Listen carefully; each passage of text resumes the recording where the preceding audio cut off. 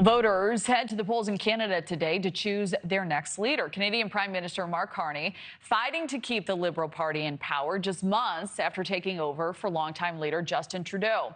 New polling showing President Trump may help him do just that. Trump's new tariffs and threats to make Canada the 51st state seemingly steering Canadian voters away from conservative candidates. NewsNation's Marcus Espinoza joins us now. And Marcus, there's a lot at stake in this election.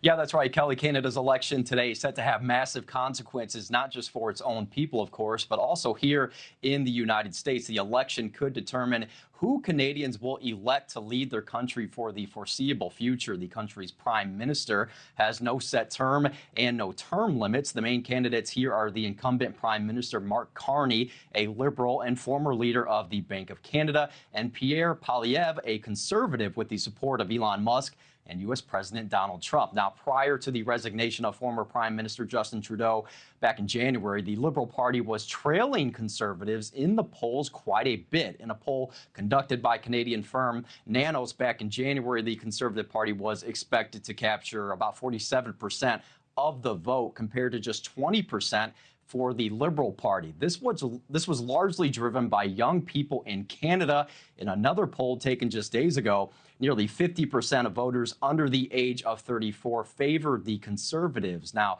a Conservative victory is far from certain here that we've reached the election day. And this point, a significant shift in polling has taken place since Donald Trump took office again, threatening heavy tariffs against a nation that exports 80% of its goods to the U.S. The latest Nanos poll has Canadian Liberals leading by just 4 points, and many voters up north weigh which party is most suited to take on an encroaching Trump administration. U.S. Secretary of State Marco Rubio commenting on the election yesterday morning on Meet the Press. They'll have their elections this week. They're going to have a new leader, and we'll deal with a new leadership of Canada. There are many things we work with cooperatively on Canada on, but we actually don't like the way they've treated us when it comes to trade. And the president has made that point when he responded to the previous prime minister in regards to this.